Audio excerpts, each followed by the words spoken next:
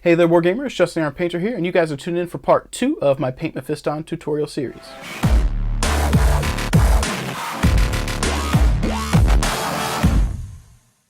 Now, if you missed part 1, I encourage you to check out my YouTube library where you can get caught up on everything we've done to get the model in its current state. Now, if you did see the first video, then you might recall towards the end of the video I wasn't super confident with the colors we got because I kind of desaturated them with the wash application that I applied. Sometimes it works, sometimes it doesn't. But one of the things you have to do with painting is be able to adapt, not get discouraged, and kind of figure out what you've done wrong, learn from it, and see what you could do to bring the piece back. So during today's video, we're going to be working on kind of layering and glazing to bring the folds of his robes back up to a brighter highlight type state. And then we're going to also be applying some highlights to the robes themselves, his cape, his armor, and probably do some highlights on his face. So on that note, let's go ahead and turn it around here, and I'll show you guys where we got to in part 1. So in part 1, we covered the assembly, sort of. I did like a little quick snap thing and put them together. I assume if you guys are watching this, you don't need an explanation on how to clip a model and clean it and assemble it. But if that's something you'd like to know, I'd be happy to do a video, so sound off in the comments below.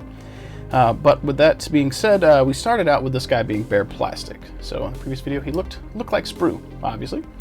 And I covered the initial priming, the zenithal highlight transition we got here, just getting up to speed. We started with black from Stynylrez, we applied some red-brown from Stynylrez, and finally a zenithal highlight of white from the top with Stynylrez. And that was the 3 primers we used. You don't necessarily have to do that on everything, but I like the transition or the gradients that we get by using the kind of 3-stage prime.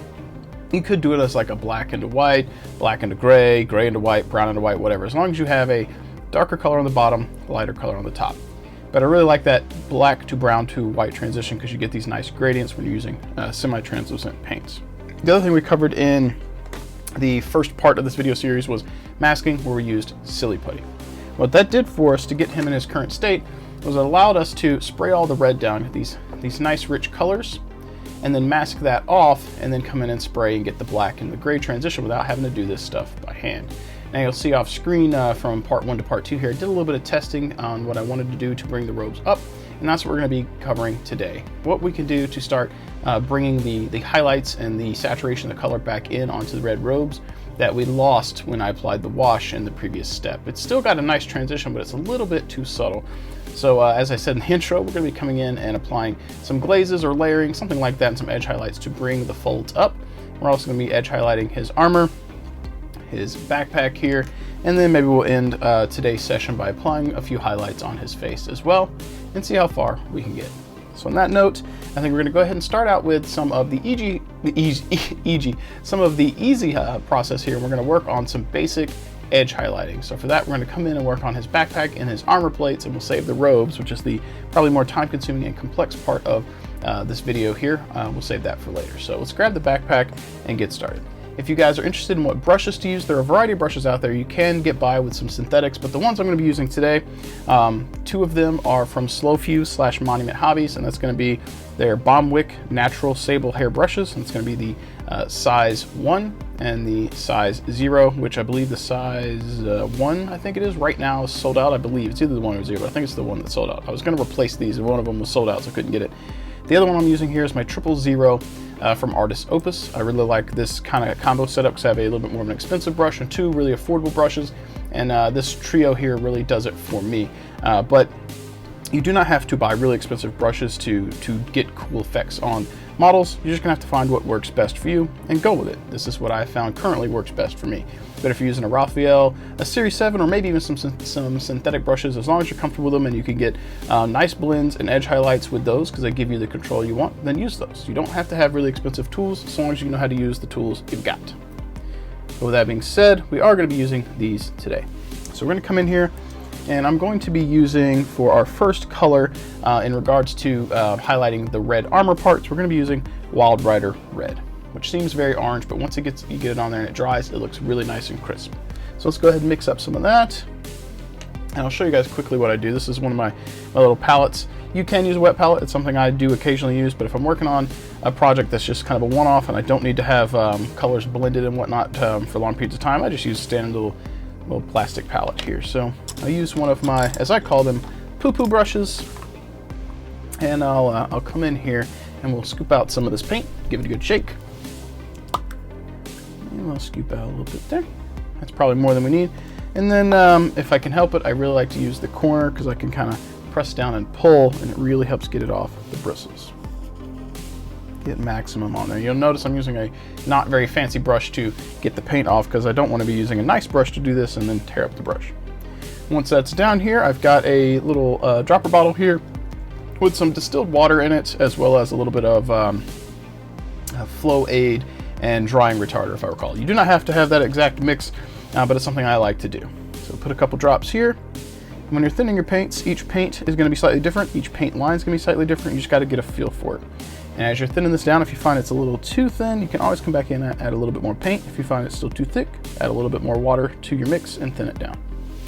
Pretty straightforward. I think that's a smidge on the thin side. Probably could have got by with one drop of the water there, but just get another little brush full, mix it in, see how we got, or what we're doing. So I'm going to move this over to the side where you guys will not see it, but I want you guys to kind of see my process for mixing paint, or thinning paint rather. So now let's come in here, and just like, or I won't say just like, if you're not familiar with edge highlighting, there's a couple things you can do. You can use the tip of your brush and try to hand apply a highlight here. So we'll come in here on this little like exhaust vent, and we'll use the tip and just kind of try and draw a line there at edge highlight. And that can be a little time, I won't say little, this is very time consuming to do it this way. And there's some areas on a model where this is just the way you're gonna have to do it. There's no other real efficient way to get in there and get the right angle without going at it with a straight line, or the straight tip of your brush and applying this. So we're gonna finish up his kind of exhaust portions on his backpack here on this side. And then I'll show you another method for applying edge highlights that speeds it up if the surface you're working on is going to allow you to do it that way. So, there we go. And one of the things I find is like when I'm trying to show this to people, I end up inadvertently switching between both techniques. Once you've learned it, you kind of end up determining what works best for you and when to switch between the methods. So here we tried to focus on using the tip of the brush to apply edge highlight. On the other side here, we're going to use the side of the brush. So instead of trying to use the tip and do a straight line, you're just going to go up next to it, drag the brush the side of it here, like so. And this is a lot easier. The issue with this though is that it really only works well on a nice hard crisp edge. If you get a rounded edge or a detail you can't get in there and get the side of your brush on, this technique is a little harder to do. And you may end up having to bounce between doing this and doing using the tip of the brush. So come up here and drag the side of it, just like so. And then we've got an issue where I had just mentioned you can't quite get in there and use the side of the brush very well on this other side of his exhaust. So we're going to come back to the tip method and we'll just draw as best we can that straight line. And there we go. So that's how you do, or two quick ways, I won't say quick, but two ways that you can approach doing edge highlights. One of the things you can also do, or things to consider when you're applying your edge highlights, is to consider if you want it to be really thin or a little on the thicker side. Now, a thick edge highlight's not bad if the intent is to come in with an additional edge highlight inside of that one, so you're kind of layering that up and building a transition on the edge of the surface. If you're only intending to do one, I think that doing a nice crisp one, thin one first is probably good, but depending on what you're going to be doing, you may do a thicker edge highlight so you can place a smaller one inside of that. If you're intending to do a multi-stage edge highlight because you want to have a transition in colors or something of that nature, you got to make sure that you leave enough room for the other applications of highlight colors to show through. Otherwise, you may just be kind of covering up previous work and then losing it, and then kind of pointless to have done what you did at the start if the finish is just going to cover that up. Okay, so I kind of think that this side of the model is where the light source is coming from, so some of the highlights are going to be more focused on this direction. So on this particular junction or corner angle on his backpack, we are going to go ahead and pull the highlight all the way down to the bottom, like so. And then we'll do a quick little line right here just to help give the backpack a little depth there, so it gives the idea or illusion that there's a bevel, which there should be. And then when we come over to this other side to apply a highlight, we're not going to go the full length. We're only going to do it on the side. The light's only hitting a certain portion of the backpack. And this can be one of the most time-consuming parts of working on your miniature. So take your time with this, be patient, have some fun. And if you need to step away, take a break, rest your eyes. Don't force it and make it become a process that's not fun. This should be fun for you. You should be bringing your miniature to life. Now, we've got these little vent slits down here. You could ignore those, but we've got a highlight on this side. So in our vent slits, we're going to put the highlight in the bottom corner, kind of catch that where the light would catch. So always be aware of where the light source would be coming from and where you think it should be catching the edges of your model. That's going to really help sell the depth and the colors you're applying if they make sense. Now, sometimes your edge highlights don't make sense and they're exaggerated, and that still helps push some detail onto the piece, but be well aware that if you edge highlight every little thing, like right down here on the underside, for example, I could put a quick edge highlight there. But the light ideally wouldn't be hitting the underside, so I leave that blank, and it helps push the light source at the top to the top and leaves the shadows at the bottom, which gives you that depth in your miniatures.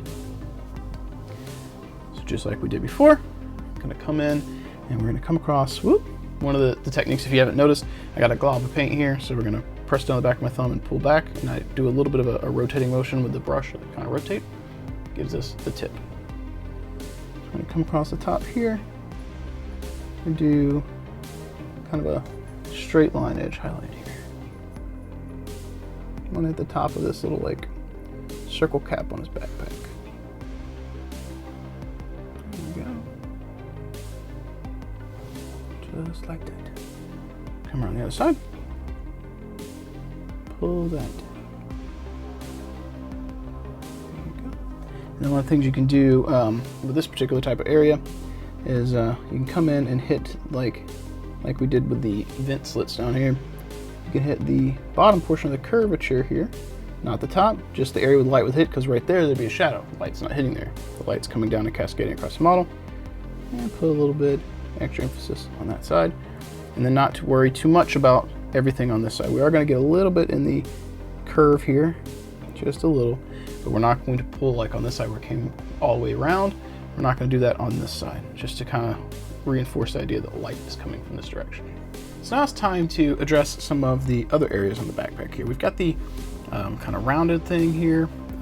Actually, it's got a few extra pieces on this rounded thing, so let's go ahead and target some of those as well. It's got these kind of like boxy clamp things, I guess. That's pretty specific, right?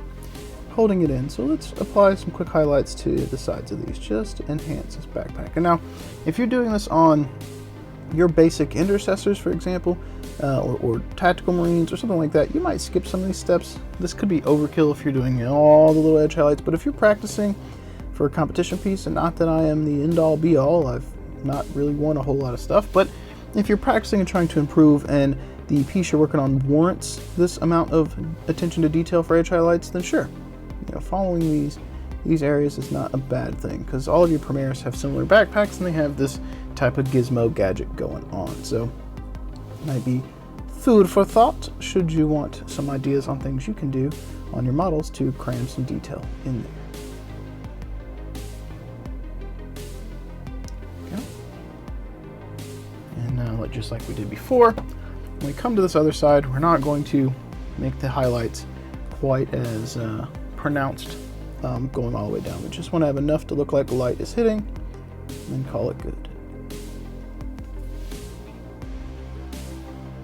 So moral of the story is the highlights I apply, I focus more of the emphasis on the side where the light source is hitting, which makes the most sense.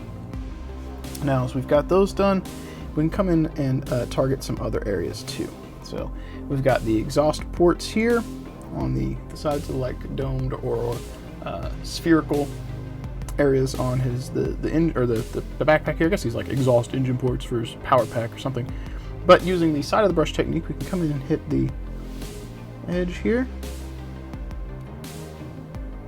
I'm probably doing maybe 180 degrees, maybe a little bit less, just in the top portion where the light's really going to hit. And we can replicate the same effect.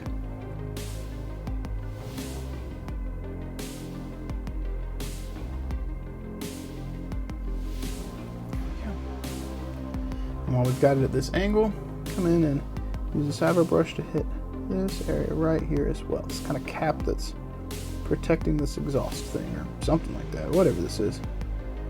Gently attack it with the side of the brush. Like I said, some of these edge highlights are going to be exaggerated, some won't.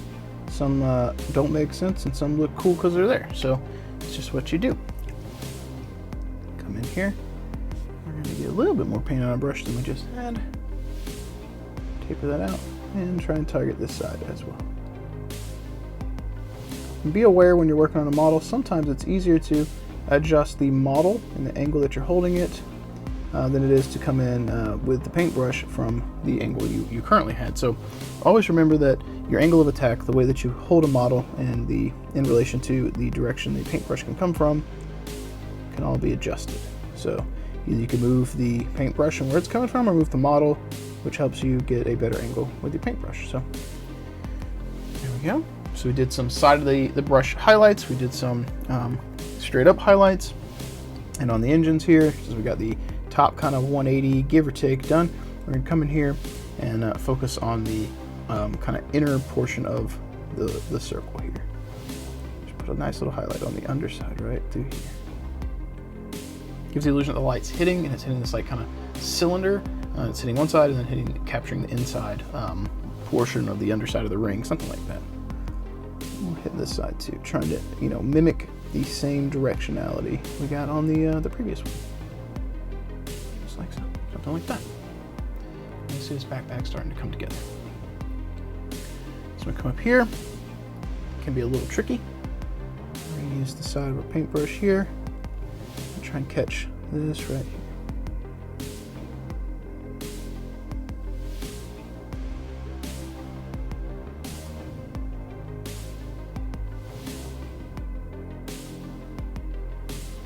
And if you find that the highlight was a little bit too thick, just come in while it's still wet if you can, and just try and feather the edge there. Get your paintbrush wet.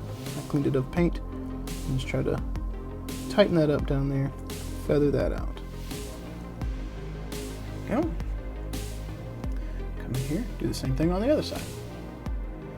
Use the side of a brush here. Notice I'm getting multiple points of contact. So holding it, I'm gripping, I'm pressing down my fingers. My forearms are on the desk here. And that helps brace me to make sure that I'm not too wobbly. I only have to move small portions of my body to get the brush to move, very controlled. And then I'm breathing very slowly in and out too, which those things may seem weird, but you may actually not realize you're doing it, especially the breathing thing. That's something I didn't realize I was doing. I hold my breath a lot, or I breathe real slow and controlled, which is odd because in painting I do that, but in other areas in life I'm just like all over the place. But I've practiced this so much, I'm so controlled and used to it, it's just something I do.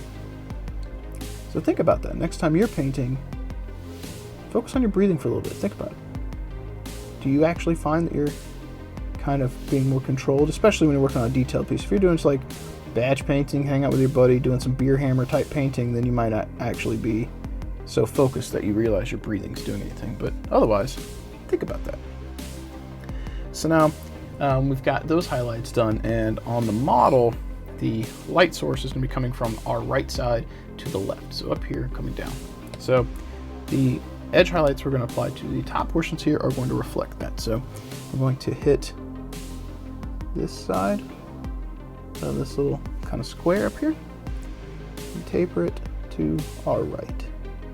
This side, and taper it to our right, because this is his right side, the light source is hitting here and going across, so that front side should be where the highlight is focused. So we're going to come here, we're going to also kind of follow this panel, just do a straight line. On the opposite side, we'll do a straight line as well. And then I like to come in and on the opposite side, because the light's hitting here, it's going to catch this bottom corner, so I'd like to do a little straight edge highlight.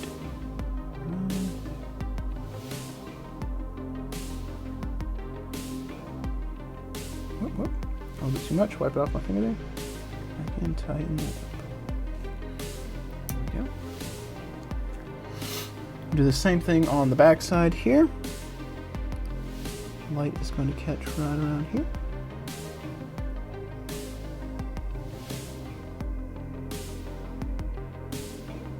And then I'll place a line line right there.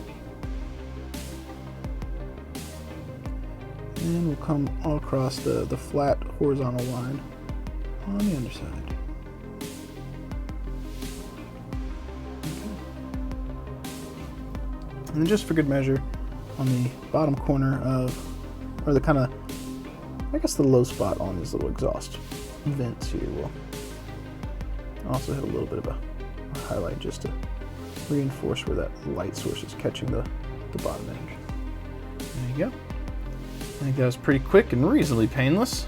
We've got our edge highlighting done on our backpack. Now, the alternative that you could do here is, instead of edge highlighting everything, you could come in and you could paint like the rings here on this exhaust port silver, do metallics, and we will probably come back in later and apply some final effects and do some bone here on that. But for real quick, getting airbrush wash and an edge highlight, it looks really clean and nice.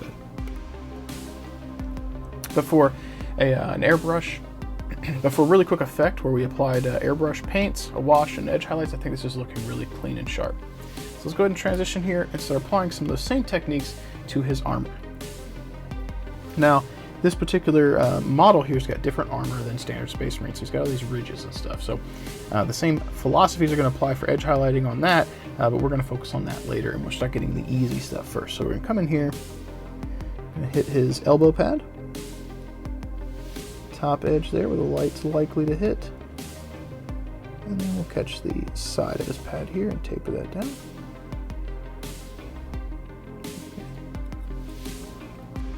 Be aware, if you are using the back of your thumb to kind of drag paint off the brush to get a tip, that you're aware of where this is in relation to the model and your fingers that touch it. You'll see my thumb here, I keep bracing in it. So I've had issues where I didn't realize I placed a finger in this, then touched the model to brace, and then put a thumbprint of paint. So just be aware of where that is in relation to the model and your hands. So come in here, and one of the things I like to do is to follow the center portion of the elbow pad here and apply a highlight to that.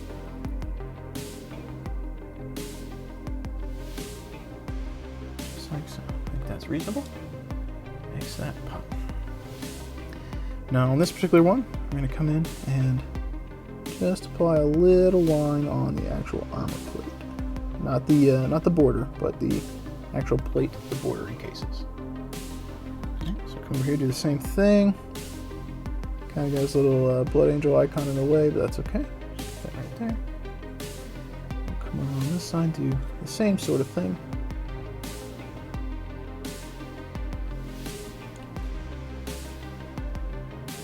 Exaggerate a little bit. I like to trace right next to the border on the front side because it's just really nice.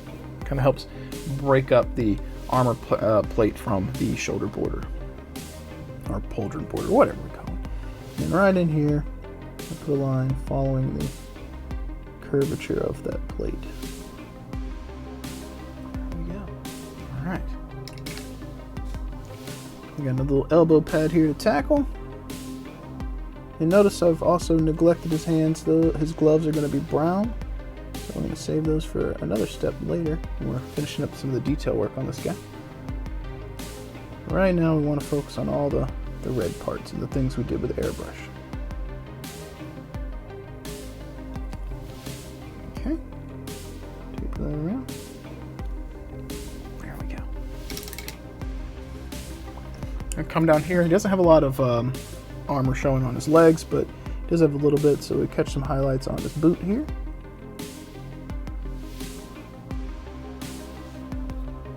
And we'll come across the top.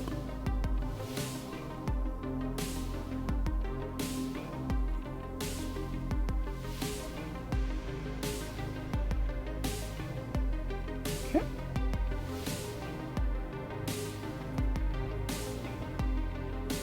Just like so. And then I like to do kind of a little bit of a like crescent type effect on the tip of the toe, so we're just going to trace the edge of the toe here.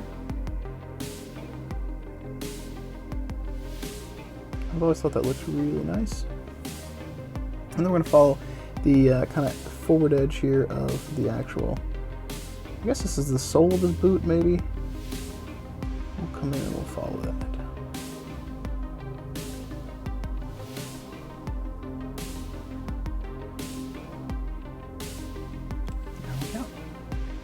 Boot done, and you can see as soon as we applied those highlights, it pulls the depth in, or applies, or it pushes some depth into the armor here. So you got the high point, which brings the high points up by adding the highlight. It really pulls it up and then pushes the low points down. It's a very nice thing. It's a very easy thing to do, and it really helps.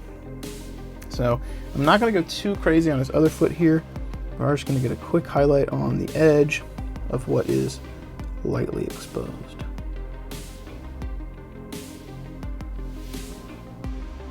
This is very dark because in the area it's in, there'll be a big shadow on it right now. So we just want that little bit of a highlight just kind of peeking through. And actually, let's make sure that this one side's a little bit more dense, because it looks like this real light would be peeking through more. There we go. Okay. Now let's come through and let's target his little, his popped collar here, whatever we want to call this, his Dracula cape thing. So using the side of our brush, we'll come in and try and find our angle of attack here. Okay. If you don't get the angle of the brush and the model exactly right, you'll just be kind of applying paint. You won't be actually kind of like hitting the edge, which is what we're after here. So always be aware of your angles and what you're trying to do in regards to your paintbrush and your miniature and the effect. In this case, we're trying to get a crisp edge, so the angle of the model and how the brush hits it is very important. Rotate here.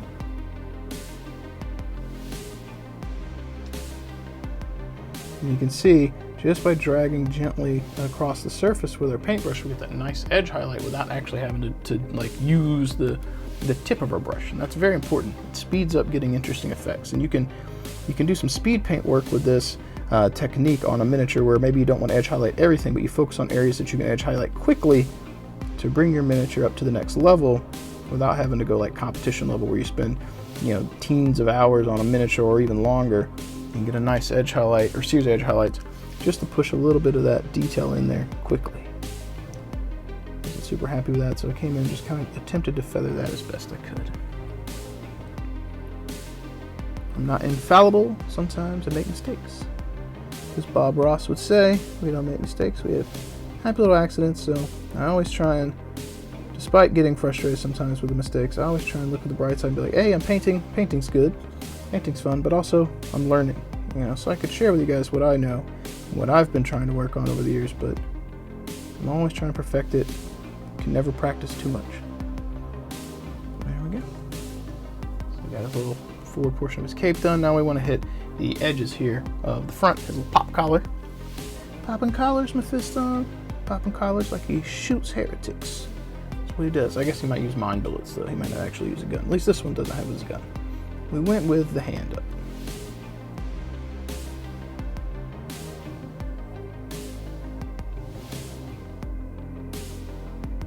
Well, another term I like to use from Bob Ross is 2 hairs and some air. That applies with doing this type of edge highlight technique too. You don't have to press down too hard.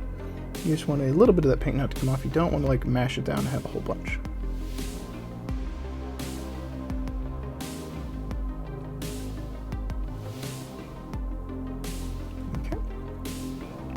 Come in and hit the other side here. You notice that outside was a lot easier than the inside edge. There's a lot more room to work with, easier to get the angle.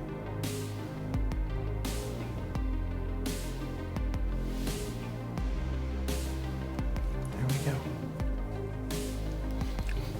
Now we're going to come in here and we're going to start working on his actual kind of armor here with the ridges. So we're going to come in and I'm thinking let's put a hot spot kind of right here. There's a little bit of a hump there on his like upper ab plate.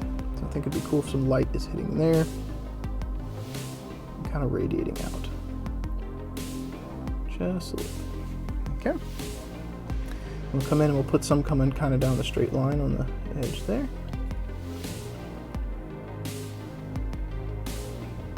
Okay. And we'll follow that same type of look right here too. It's okay if we hit the Blood Angel icon here. We're going to be painting over that stuff later anyway. Here, hit the edge.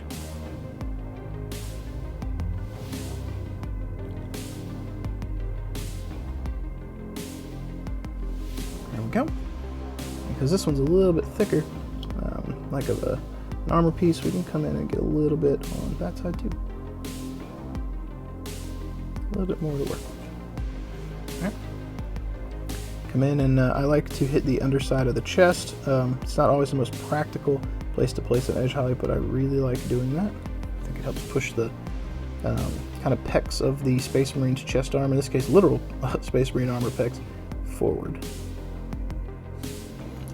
Okay, so now we've kind of got the borders there tackled. Now we need to hit some of the actual ridges. So for this one, you could try and do an overbrush technique where you just drag across the model. Let's see how that actually might look. 2 hairs and some air here.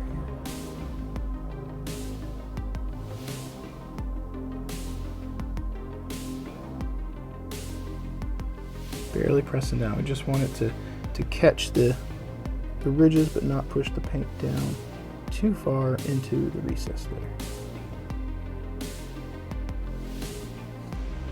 This might be an area where dry brushing might have worked a little bit, but I'm not sure. I generally leave that kind of for last. Now we're doing a little bit of kind of traditional edge highlight here, just pressing down and pulling out where the overbrush applied some of that orange paint. Alright, so just below that, got another area. Looks like we got 2 ridges, so just press down and pull back. Yep.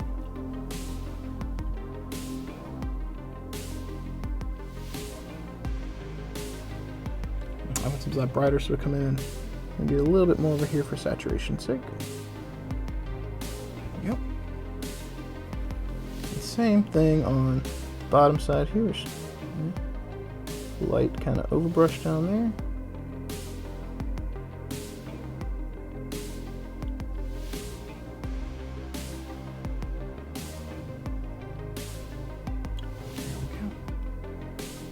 It's really helping push his kind of abdomen depth. I really like that. So come through, kind of do the same types of effects on his pecs here, but focusing the highlights towards the center where the light is. And kind of taper out.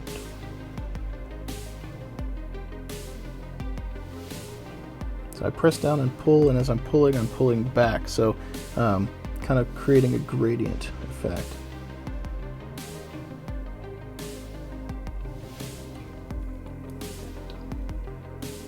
And he's got some areas right under his little pec here. Get a little of that paint right under there. Mephiston worked hard on this armor. He deserves to have the details, yes? Like a Spartan in his red armor. I don't know if Leonidas would condone being a space vampire, but they do kind of have a 300 look to some of their armor. You guys ever seen the the Sanguinary Guard? Check those out. Some of my favorite models from the Blood Angels. Not a big Blood Angels fan, nothing against them, but I do like those models. 2 of my favorite models in the 40k universe or warmer line would have to be Blood Angels. I really like Astaroth, and I really like Lamartine. Both of them have really interesting stories. Okay.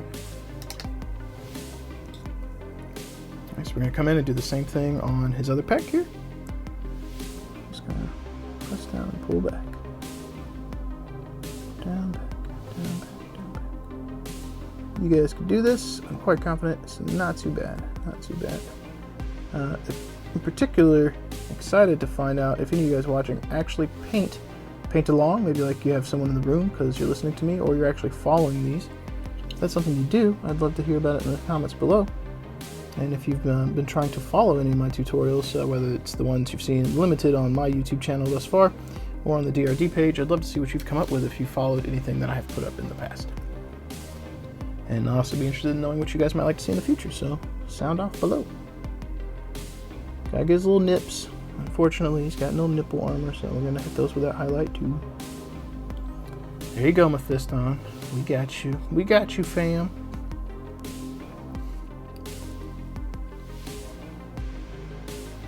Okay. Let's come through here. I'm gonna try and hit as best we can some of the neck armor plate here. Be right under his chin, right under his hand here as well. Using the side of the brush as best I can. when I can. And then there's a little ridge here for kind of his collarbone. Hit that.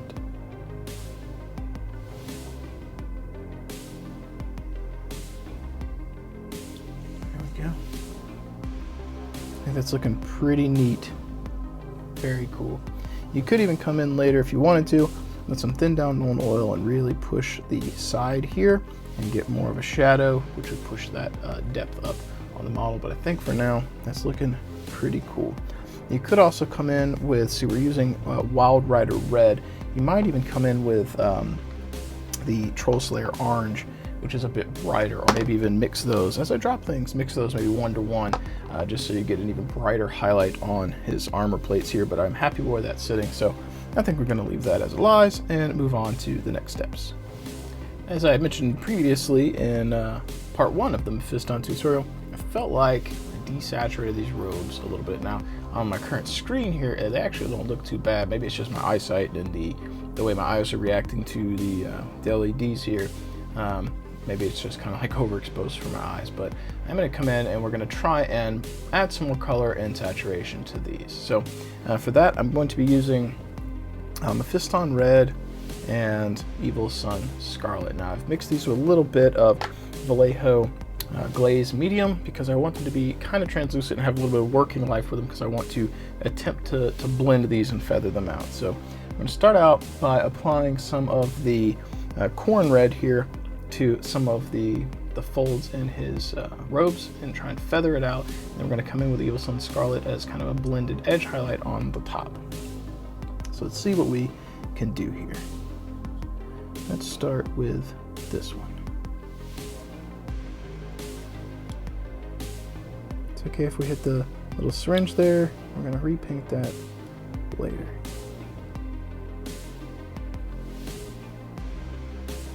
One of the things I like to do is something that I had heard a content creator call spit blending. I think I might have read about it.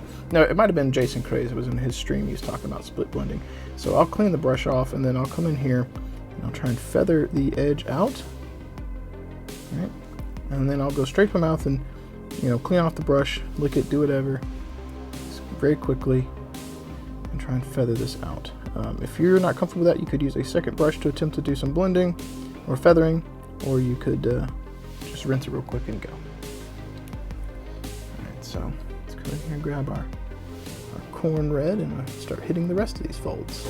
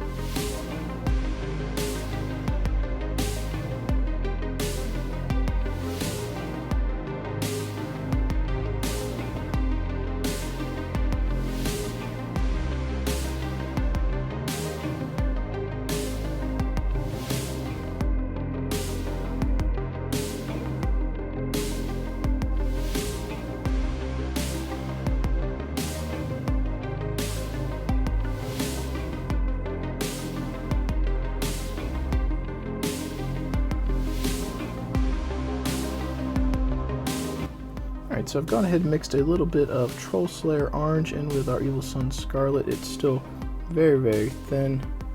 Should be able to work with that quite nicely. And hit the kind of extreme spots one more time with this and get a nice highlight on our robes.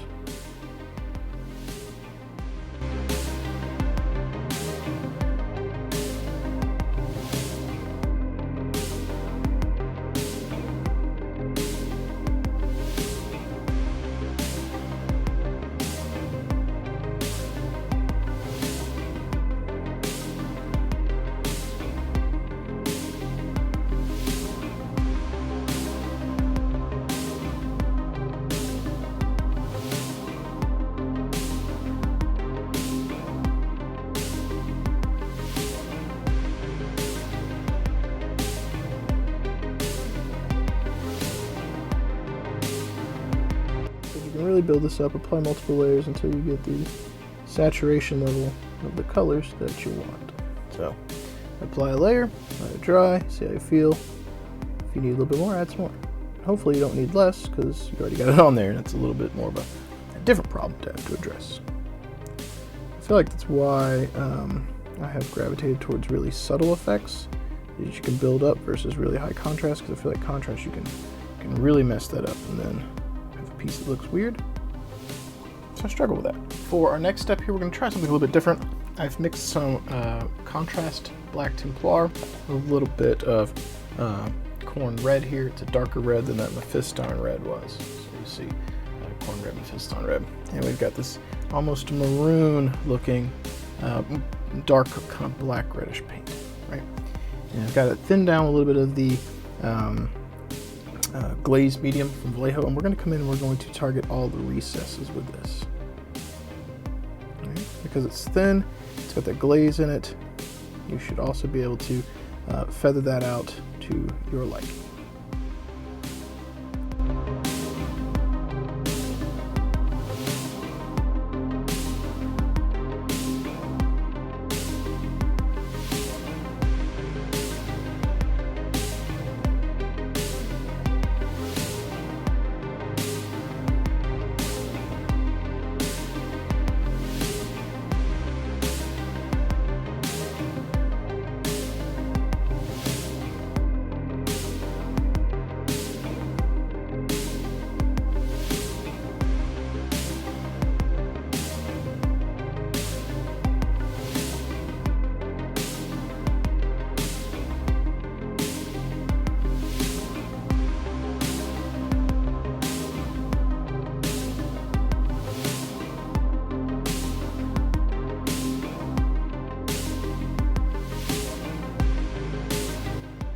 I really like how those folds right there turn out very smooth, very clean.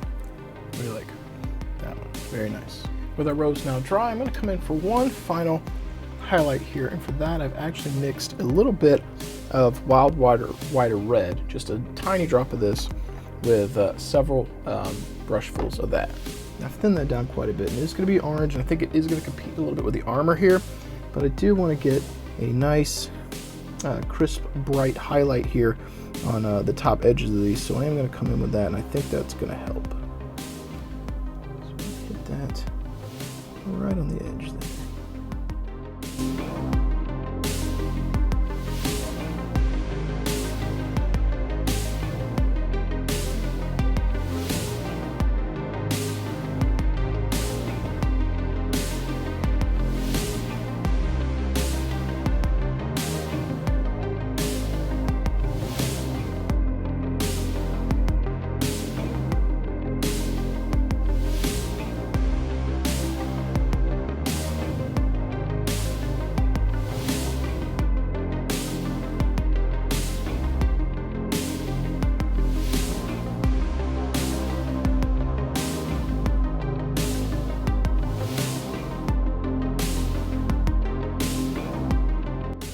Alright, so we've got all that bright orange on here, and I'm not 100% sold on the shade. I think it's a smidge bright. What do you guys think? I think it's competing with his armor here, so I think I'm going to use a glaze of our Evil Sunz Scarlet, very, very thin down, just to tint the whole surface and bring it back together. So let's see what that's going to look like. Alright, so we're back with some of our Evil Sunz Scarlet mixed in with the glazed medium and a bunch of water, hoping that we've got this at a consistency that is ultra thin. We just want to coat the whole surface here and tint the whole model, bring it back. Fatten that out. Perhaps we'll, instead of glazing the whole thing, we'll just focus on the bright areas. I think that actually might bring it back down. We'll bring it into a red tint versus that almost too orange of a color, which is not what we wanted. It's a little bit brighter than what I was after. There we go. I think that's much better than it was, a lot more subtle, and we're still able to get those transitions from dark right in here to light right on the edge, which I think is good. think that we're going to call that particular portion of him good. I think I do want to come in though and use some of that Troll Slayer mixed with Wild Rider and actually hit a couple extra highlights on his armor though, because looking at this again, the armor just doesn't stand out quite as much as that. I figure if we get some extra high points on here with those highlights, that's really going to pop too. So let's go ahead and mix up some of that paint.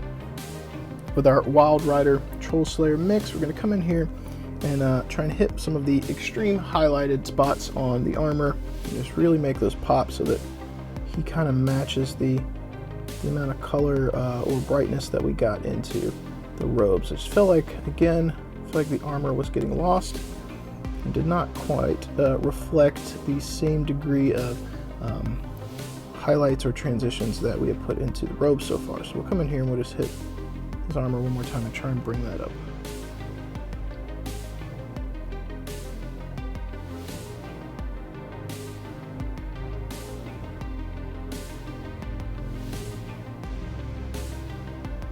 We do want to make sure we respect the colors we already had down and just trying to hit some spots to add an extra bit of brightness to this model.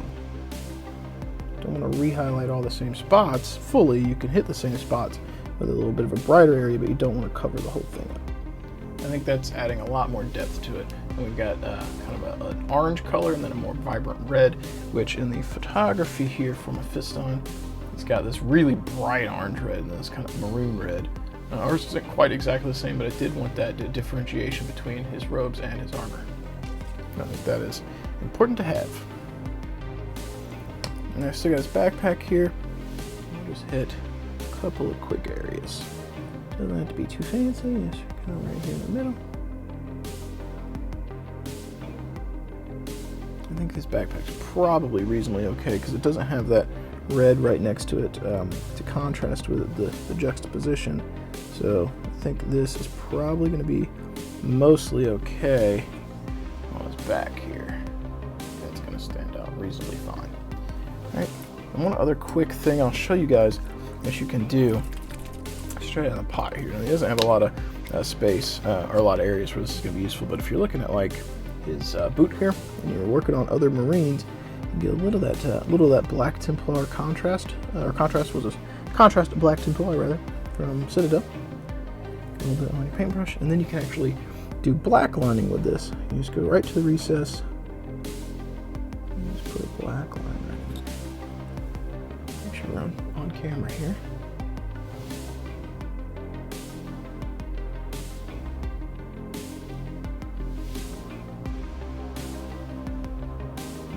Now, granted, he doesn't have a lot of areas where this is going to be necessary, and actually a little bit.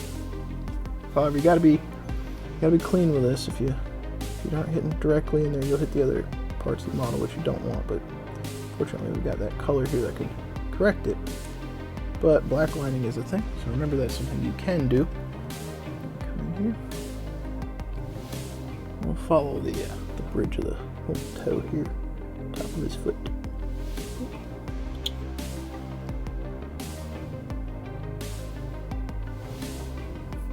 Like so. Like I said, he doesn't have a whole lot here that you have to worry about on Mephiston specifically, but if you were working on like an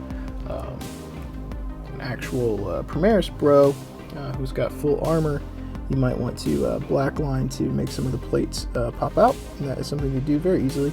And if you're worried about messing up like I did right there, you can even thin that down just a little bit so you don't have as many problems with it, or it's a little bit more forgiving.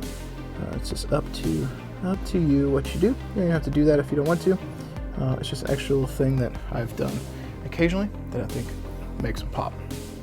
Now I think in his current state for part 2, I think we might call it here. I did intend to do some edge highlights on his face and start working on his cape here, but I think I bit off a little bit more than I could chew in terms of how long I thought this would take. So I think we're going to go ahead and start our sign-off process now, and then we'll start working on him again in part 3.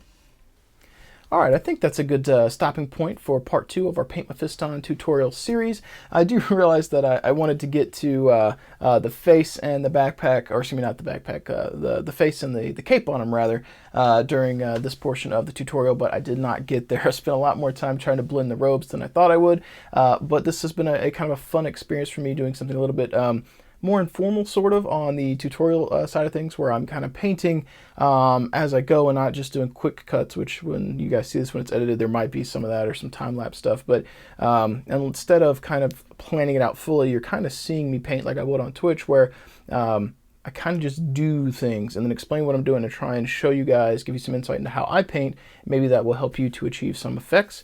And on that note, if you have used any of the techniques or things that are suggested, or have something that works better for you or somewhere in between, I'd encourage you guys to sound off in the comments below. How are your painting projects going so far? Are you following along with what I'm doing on Mephiston? I'm working on one of your own. Any thoughts on what I can do to improve, or videos you'd like to see in the future? Or if you just want to sound off and have a little chat, I encourage you guys to engage in the comments below. That would be fantastic. I want to give a big shout out to my Patron supporters, because these types of videos cannot be made. They're not possible without all of you guys kind of getting behind me and trying to help support what I do. So thank you very much. I do appreciate it. I believe currently the tutorial that we're working on is funded by Wheels from the Garrison, and then the current battle report that we do each month is funded by Clan Wolf from Twitchland and the Garrison as well. So big thank you to you guys. If you'd like to support what I'm doing here, I encourage you to like this video. Again, sound off in the comments below. Subscribe to the channel, ding the little bell, wherever it is, somewhere on here, so you get alerts when I put up new content. But if you are interested in going above and beyond and becoming a patron supporter, that would be fantastic. Your contributions, however small or large, do help support what it is that I do and help continue to ensure that some form of content is flowing each month. And I really want to start to do more on the tutorial front, more on the content creation side of things, where I talk about my models, the things I do with them tactically, the lore behind them, and battle reports. I think that would be a lot of fun. If you happen to be in the market to pick up some adhesive stencils for working on adding some detail effects to your models, or perhaps looking to get some terrain, I encourage you guys to check out deathrodesigns.com. Coupon code GETAMPED10 will save you 10%. And as I work for Death Row Designs, and they're a sponsor of what I do over on Twitch and here on YouTube, it helps them, and it also helps me, because a portion of those sales are contributed to me in the form of a bonus check every so many months, and that helps with paying bills, procuring new models and paints and things for the stream, and it also gets you guys some cool things for your tabletops. I'm not sure how many parts are going to be in this tutorial series by the end, but we're definitely going to have a part 3, because the model's not finished.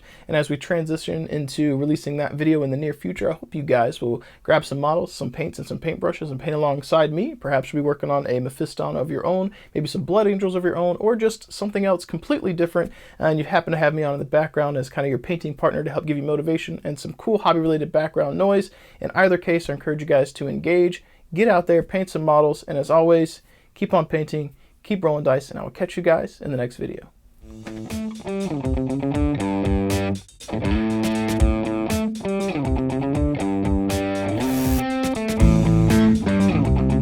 Hey there, board gamers, Justin here on Painter here, and you guys tune in for part 2 of my Paint Mephiston